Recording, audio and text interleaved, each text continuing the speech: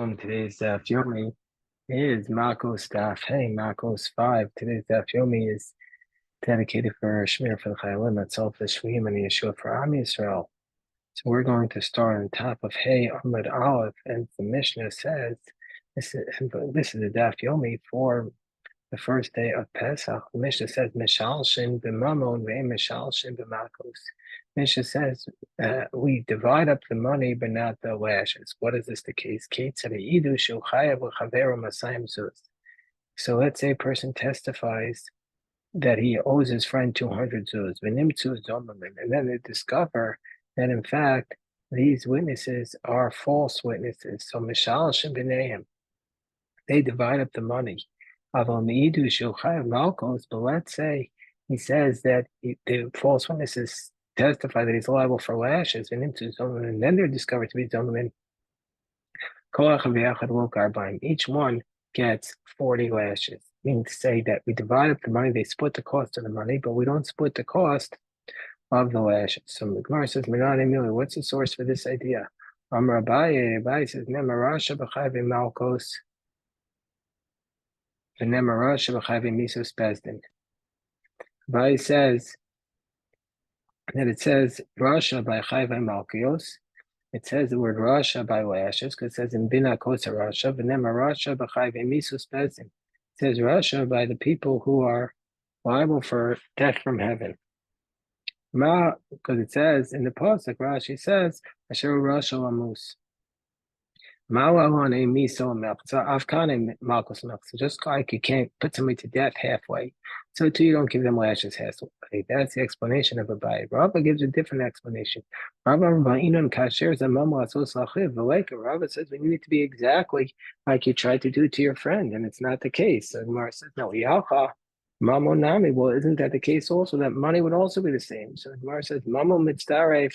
The money, you can make it exact by combining it and adding up the money. But lashes, it will not be exactly the same. You can't combine them. Okay, good morning. Thank you for joining us. Mordechai Aviva. And now we're going to continue with the Mishnah on 5a. The Mishnah on 5a says, if the witnesses do not become zomamin until they sheyazimu es atzman, until the people come and impeach the witnesses themselves and not their testimony. Ketzad, how so? They say we testify about this person. Shaharagas and nefesh, that he killed somebody else. How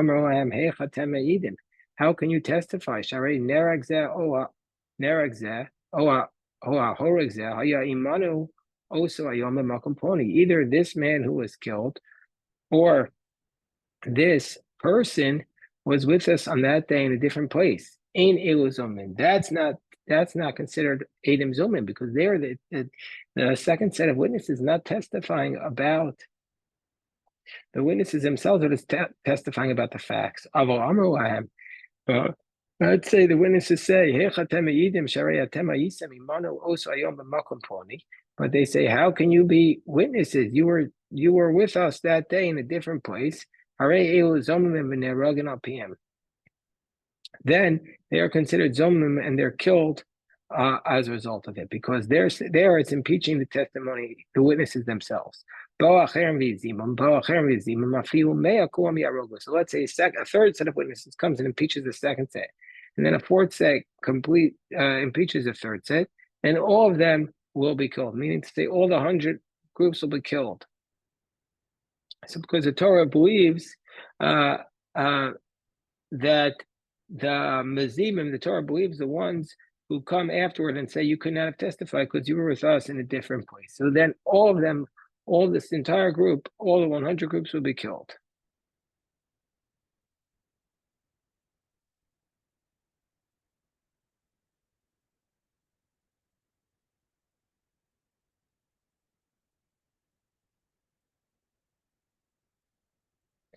This group of witnesses who's obviously impeaching them is speaking falsely, and so therefore we remove their testimony from here because they obviously made accounts amongst themselves to say that all of these witnesses who are testifying about this person are are false. So basically, what's the scenario? The scenario is that this Adam Mizomin, that these Mizimim, according to the Tanakama, can impeach even up to 100 set of witnesses. But Rabbi Huda says no. It's obviously the case. There's something fishy here, and Inu Nerav Elkat Rishon Bavad. But the only one who's killed is the first group. The Gemara is going to say, well, afterwards, if we establish that they're false, why are we killing the first group? But we'll leave that to the text of the Gemara itself. So the Gemara says, Minani Mili, what's the source for this idea? What's the source for this idea that you need to impeach witnesses themselves and not their testimony? What's the source for this idea? So Amar of Ada, so we're on 5a in the middle of the page. The Amar Kra, it says in the pasuk, "V'nei eight sheker aid, sheker ana." So it says in the pasuk in Devarim, "Behold, the testimony is false, sheker enough." And the fact that it says eight sheker aid, the witnesses is false witness, we learn that the witnesses do not become zomim ad shetishaker gufa shel edus until the essence of the testimony, meaning to say until they themselves are declared false. And only once they're declared false, that's only say it's a case of Adam Zomin. The Rabbi Shmuel has a different source. He says, so meaning to say, nos bo sarah. And we learn from these words that they don't become witnesses until you remove nos bo sarah, to say about him to be removed. They remove the essence of the testimony. So now the Gemara is going to bring several things that Rava teaches us about Adam Zomin. Amar Rava, Bo Shnayim v'Amru b'Mizrach Bira Harag Ponias Nefesh. So let's say two witnesses come to the court and they say, on the eastern side of this giant building, Reuven killed Shimon. Bo Shnayim v'Amru v'Alo b'Marav Bira Imanu Ayisem. But and then two other witnesses come and say, wait, you were with us in the western side of the building. Chazina and Ikid Kaimi b'Marav Bira Milsech. So we have to investigate. If you're standing in the west, can you look to the east? Ein elu zomin. If that would be the case, then these are not zomin. V'imlav. But if that's not the case, hare elu zomin. But if that's not the case, then these witnesses are zomin. Pshita. The Gemara says, well, this is an obvious statement. What kind of chiddush here is Ravi even adding to him? The Gemara says, no. Mao detim. We might have said lechosh lenahura bario. You might have said maybe we have to be concerned that their eyesight is so good, is better, like they have a supervision, like Superman, and therefore they could see from one side of the building to the other. So Gemara says, no, the Mashma, we don't say that. Next attempt. Amar Rava Bo Shnayim v'Amru. So another teaching from Rava. Let's say two witnesses come along and they say, B'Sura b'Tzafra b'Har b'Shabbat. The two witnesses come and say, in the city of Surah in the morning on the first day of the week, Harag Ponias and Nefesh, this person killed someone. On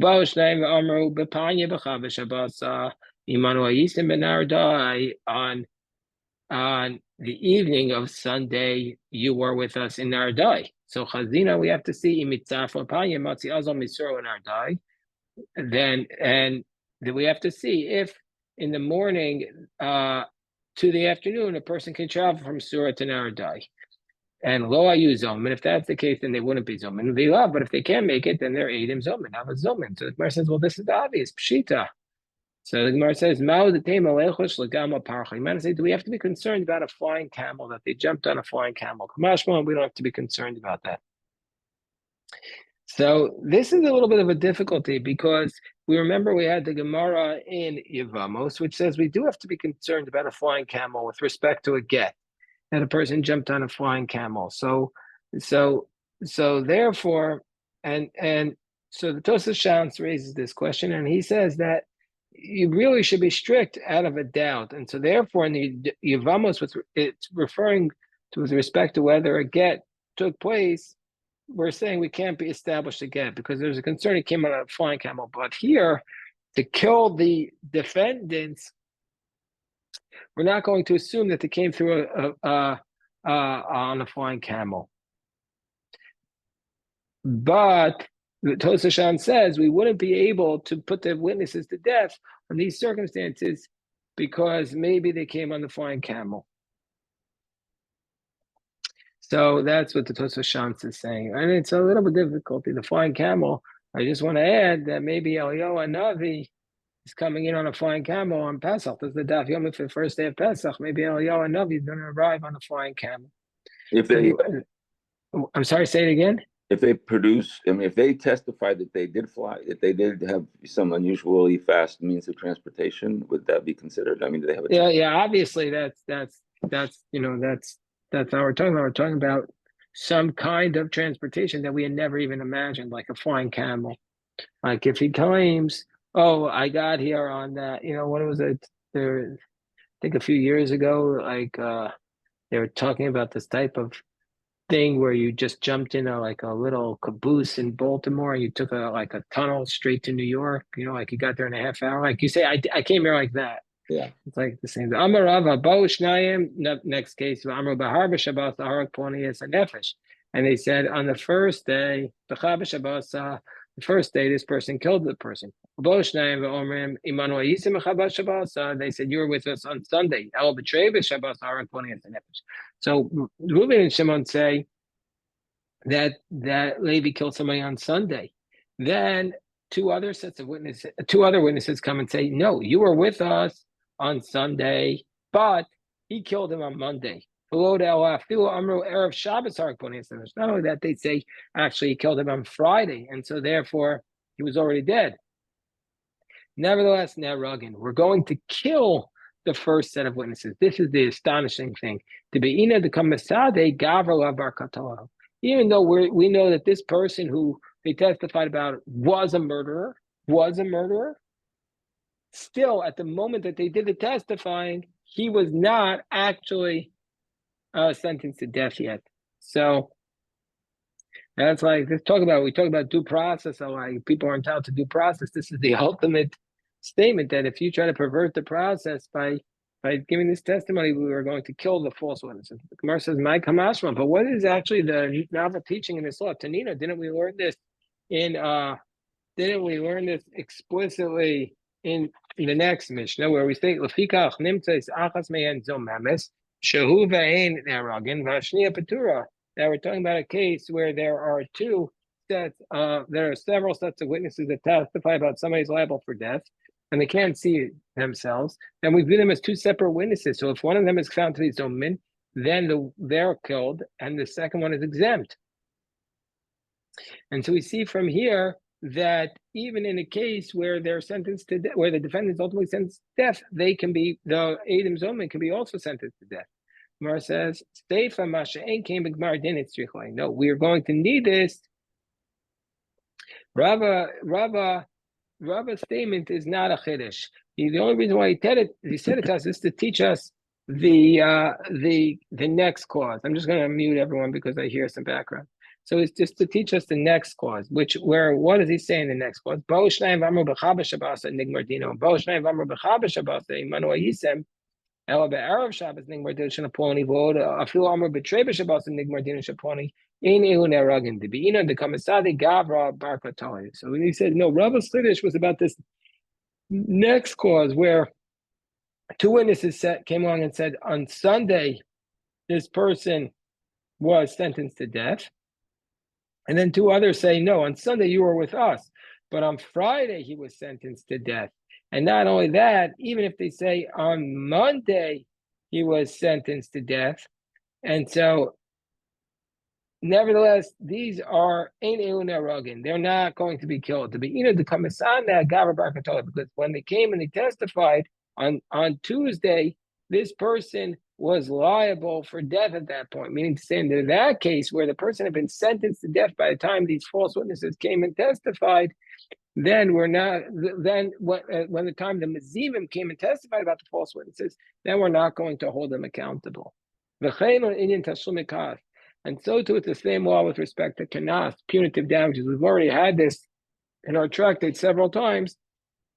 The concept of a kanas. A kanas is a punitive damage that if you admit to it, you're going to be exempt. So then here too, we're going to draw a distinction whether we're going to draw a similar distinction. And what's the case? So let's say two witnesses come to the court and they say that the defendant on Sunday he stole a sheep or an ox, and then he slaughtered it and sold it. And then two other witnesses come along and they say, on Sunday he was with us. So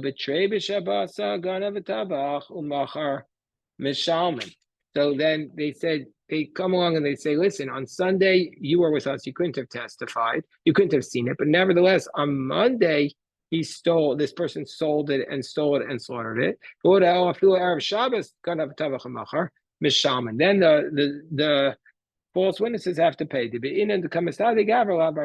at the moment they testified, this person wasn't obligated to pay it. But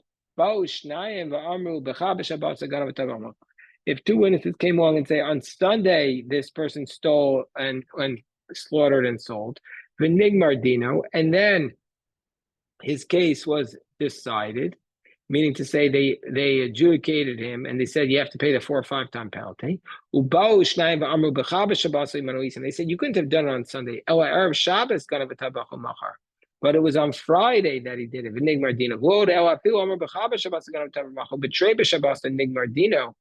Or if they say on Sunday he stole it and sold it, and on Monday the court came and adjudicated him, and then came along on Monday and did it. Then they're not going to be killed. Why? Then they don't have to pay. Because at the moment they came along and testified, the court had already declared that the previous day that they were liable, and so therefore they can't admit at that point, and so therefore they have not lost them any. They did not cost them any money at that point, so therefore the false witnesses don't have to pay. So now we go back to the case of the Mishnah, where the case of the Mishnah there was 2 sets of mezimim, and they keep saying that everybody else was an Eid Zolman. So the Tanna Kama says we believe them, and Rabbi Yehuda says no, they're obviously liars, so we're only going to kill the first group. So the Gemara says on the top of Hayamabay's Iestasis Uzu, if we're going to say that they're obviously liars, I feel Kat Rishon and Namilo. According to Rabbi Yehuda, we shouldn't even kill the first set of witnesses who they testify, because they're clearly testifying about all 100 that they're liars. So why are we believing them about the first? Amar Rabbi Avo Shekadmu Vahargu, that they came along and they already killed the first set of witnesses. And so therefore, that's the case. The Gemara says, well, if that's the case, what do you mean to say we killed them by accident? So what are you teaching us? What happened? This is what the case is. If there's only one group and they were found to be zomim on the basis of 2 witnesses, then they're going to be killed. But if there's more than one set of group, then we're going to say even the first group is not killed because it looks like they're liars. The Gemara says, how can you say that that's what our Mishnah is talking about when there's only one group? It says in our Mishnah that only the first group is killed. So the language is difficult. So this is, we have a difficulty according to Rabbi Yehuda, how he reads the text of the Mishnah. And we're not sure of the Ukimta. Usually Akashia is like on a statement he makes, but here it's just a reading of the Mishnah. How would Rabbi Yehuda read it? It's such an obvious question, but the Gemara leaves it like that. There was a woman, the Asi Sahade Vishtakor, so that the witnesses came and they testified on her behalf. Then the Ishtakor, the witnesses were found to be false. I see Sahadi, the women brought other witnesses, the Ishtaku, and these other witnesses were also found to be false. Alba I see Sahidi Achrini, she brought a third set, the Lo Ishtakor, and they weren't discovered to be false. Amar Ishlakosh, Hochsakuzu, this woman is considered to be somebody who's not trusted to bring truthful witnesses, and so therefore And so therefore we don't accept the third set. Amalei Rabbi Eliezer, Rabbi Eliezer, he hofsaka kol Yisrael mi hofsaka. Okay, this is Rabbi Eliezer draws a distinction. She's established to be a false set of witnesses, but these witnesses themselves, what makes them established to be false set of witnesses? There's nothing establishing them as a false set of witnesses. So why are you automatically rejecting them? Is Israel established to be false? So he doesn't accept it. Zimnin Abu Yasvi Kamei Rabbi Yochanan. Another time, Reish Lakish and Rabbi Elazar were sitting in front of Rabbi Yochanan. Asaki Hai Ma'isel Kamei. This incident came. Reish Lakish Hochsakozu. This woman is established to be a liar. Amoli Rabbi Yochanan im Hochsakozu call Yisrael mi Hochsako. So Rabbi Yochanan disagreed with Reish Lakish, and he said the exact same logic that Rabbi Elazar said. If she's established to be a liar, but all of Israel is not established, Hadir Chazil Rabbi Elazar Busha. So Rabbi Reish Lakish was so upset. He looked at him with anger. He says, "You heard this teaching from Rabbi Yochanan, and you didn't say it in his name. Amroi Shamata Mili Bar Nafcha Amartuli Mishmei. You heard a teaching from Bar Nafcha. Rabbi Yochanan is called Bar Nafcha. You didn't say it in his name. You should have said it in his name." So the Gemara says Reish Lakish, who says that she's established Amak Rabbi Yehuda, who says maybe he must hold like Rabbi Yehuda, who says that once they're established to be false, we're going to assume that they're liars. Rabbi Yochanan holds like the Rabbanan, our Mishnah, who said, no, we keep believing them until we know they're false. I could even say like the Rabbanan. Because he says the reason why why the rabbis say their position there, it's because why do the rabbis say the position over there that we don't say that the Mazimim are liars? Because there's nobody who comes along and says that these people are false witnesses themselves. But here, there's this woman who's looking to hire people. So we have evidence to say. There, the rabbi said no evidence. Rabbi Yochanan says, I can even say like Rabbi Yehuda. Because what's the reason why Rabbi Yehuda says that over there? Is it really possible that these two Mazimim were saying that everybody was false? How do they know what everybody's doing? We could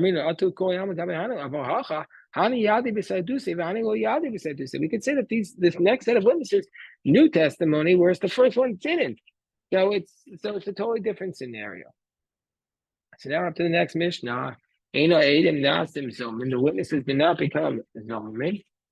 Hold on 1 second.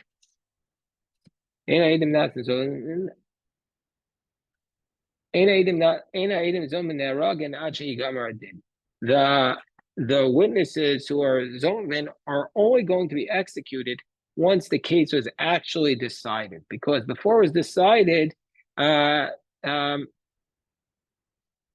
would not be killed. And once it was decided, before they were executed, but if they were executed, they also would not be killed. Tzdukim said the witnesses are only killed if the defendant is killed, because it says nefesh b'nefesh, a soul for a soul. Okay, basically, the Rabbanan say the Eidim Zomin are only killed if the defendant was actually sentenced to death but not executed. Whereas the Tzdukim say that the Zomin are only killed if the defendant himself was executed, because they say a soul for a soul. It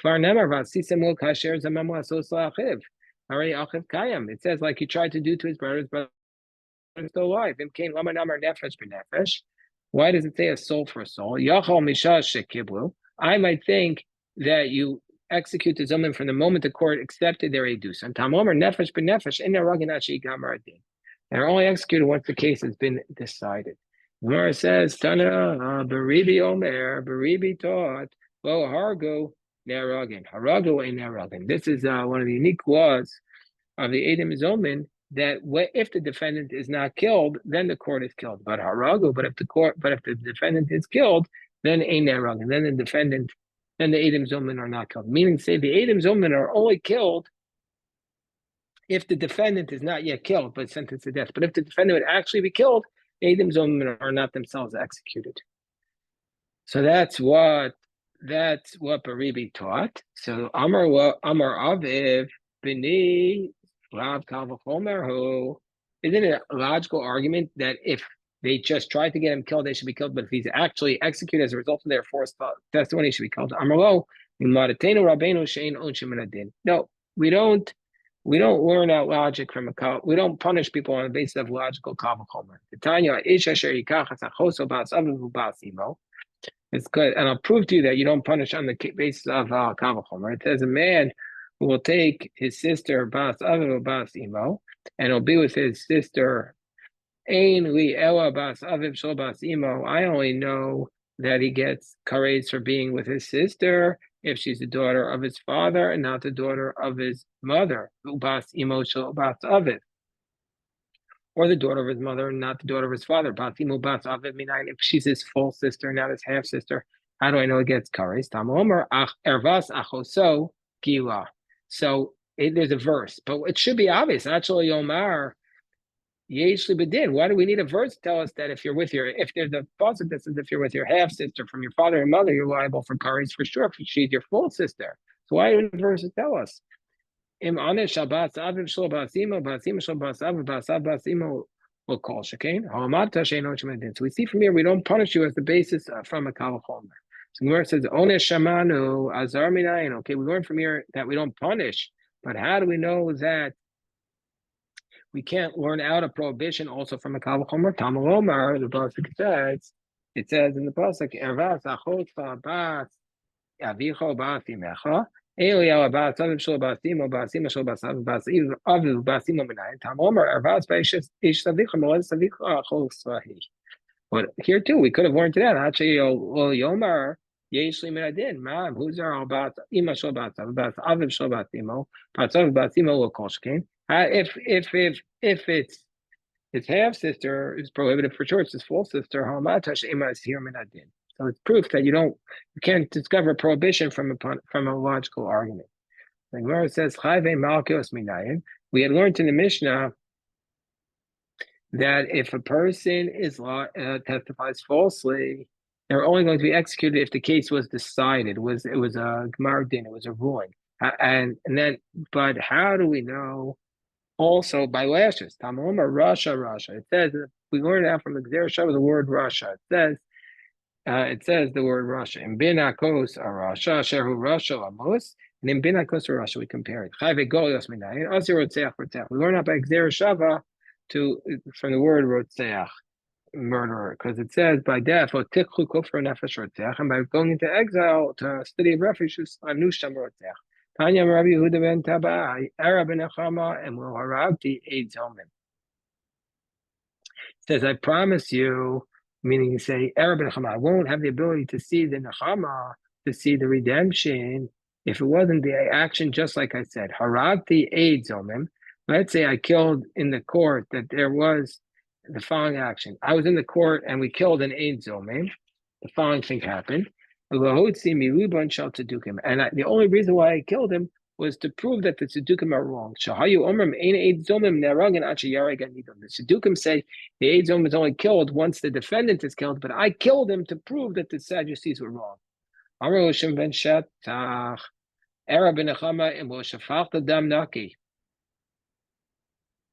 So Shimon Shetach said, basically, I swear, you spilled innocent blood. Because the Chachamim say,